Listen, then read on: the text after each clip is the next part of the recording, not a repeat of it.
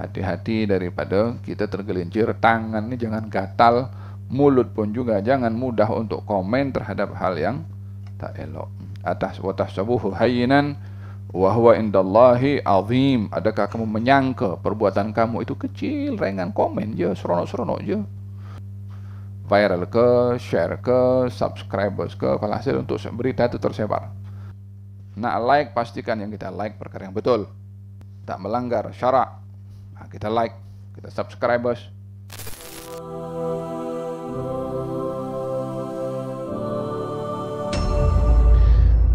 Katanya, walaula id sami'tumuhu qultum ma yakunu lana an natakallama bihadza subhanaka hadza buhtanun azim. Andailah kamu kalau mendengar berita-berita yang tidak jelas, hendaklah kamu mengambil sikap, qultum ma yakunu lana an natakallama bihadza. Saya tak patut cakap benda ini, benda tak jelas. Kenapa saya nak cakap? Saya tak patut terlibat nak komen dalam benda ini. Saya tak tahu benda ini jelasnya terjadi atau tidak. Hanya orang yang nak tunjuk-tunjuk je, tengok aku pandai komen. La haul wala pandai komen. Faham tak? Ma yakunu lana an natakallama bihadza, tak sepatutnya kami bercakap akan isu ini. Subhanaka hadza buhtanun azim. Ini satu hal yang dusta yang besar. Ya'idzukumullahu an ta'udu limithlihi abada. Bagi warning oleh Allah Subhanahu wa taala, hati-hati kamu kalau buat sekali lagi. Kalau buat apa? Yani buat fitnah dan komen untuk menyebarkan fitnah. Abdullah bin Ubay bin Salul adalah punca yang menyalakan api fitnah ini seorang saja. Tapi permasalahannya bukan hanya dia. Tapi permasalahannya orang yang terima fitnah itu dan share fitnah itu. Itu pun berkongsi dosa juga, walaupun dia yang memulai. Sehingga untuk memadamkan fitnah viral yang tak betul terhadap berita dusta, jangan layan. Jangan komen, jangan share, jangan like, jangan subscribers. Sekarang zaman pun macam-macam. Like, subscribers. Nak like, pastikan yang kita like perkara yang betul, tak melanggar syarak. Kita like, kita subscribers. Yang bermanfaat, kita like, kita subscribers. Yang batil, yang mungkar, yang timbulkan gaduh, yang nak tunjuk ini geng aku, ini geng dia, tuduh sana, tuduh sini, bid'ah, syirik, sufi, macam-macam. Faham tak? Yang seperti itu, tak payah komen, tak payah layan. Hatta orang itu merendahkan guru kita. Dia fitnah kita punya guru. So kalau dia buat fitnah kita punya guru, dia kan buat salah. So kita lawan dengan salah juga. Sama awak dengan dia. Dia maki kita punya guru, kita maki dia punya guru, sama awak dengan dia. Orang yang melakukan perbuatan mencaci orang, perbuatannya syaitan. Bila dilawan dengan cacian, sama-sama meniru perbuatan syaitan. Kedua-duanya meniru perbuatan syaitan. Sama dengan dia. Faham dong? Walihada dikatakan oleh Sayyidina Abdullah bin Mas'ud mengatakan, kalau kamu melihat kepada orang berbuat dosa kepada Allah terhadap kamu, berbuatlah kamu baik terhadap Allah, berbuat baiklah kepada Allah terhadap dia. Yani kalau dia maki kita, dia berdosa kepada Allah. So kita pun kena mesti membalas kepada dia dengan kebaikan kepada Allah terhadap dia. Tak payah maki.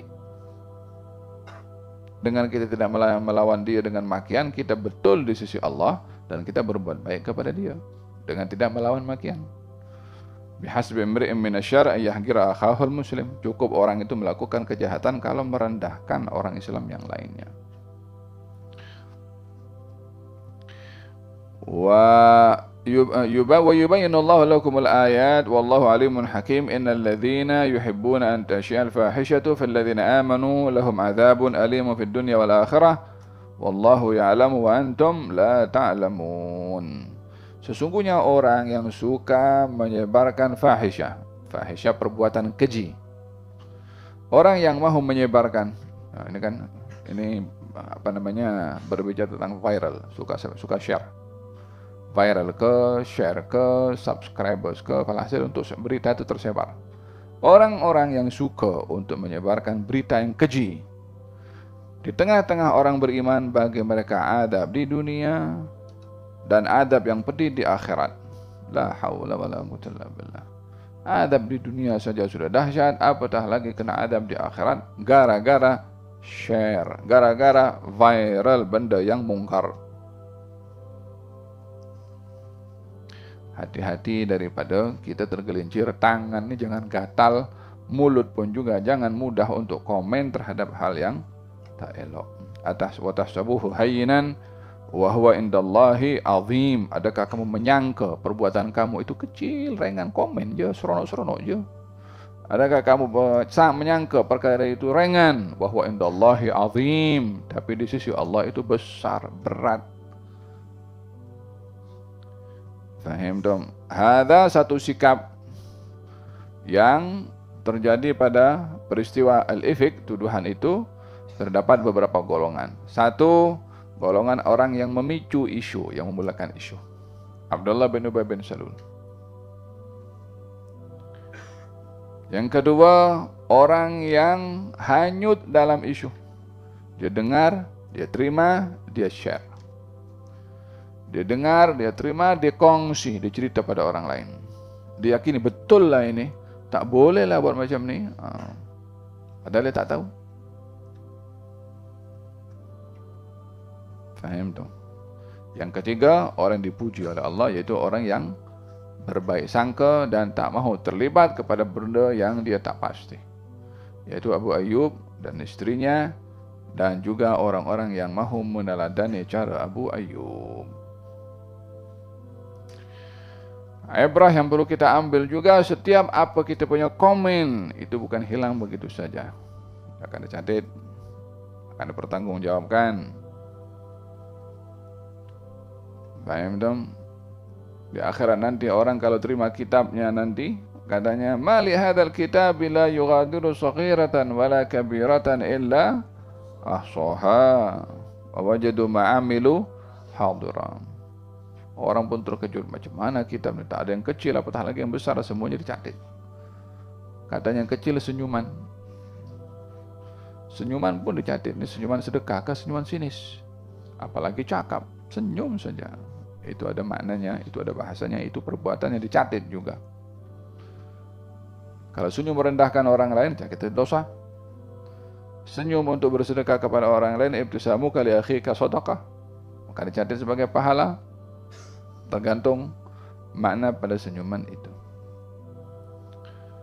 Faham dong? Ada berkenaan dengan segala sesuatu. Kullu saghirin wa kabirin mustatar. Setiap perbuatan yang kecil dan yang besar, mustatar, ready semuanya.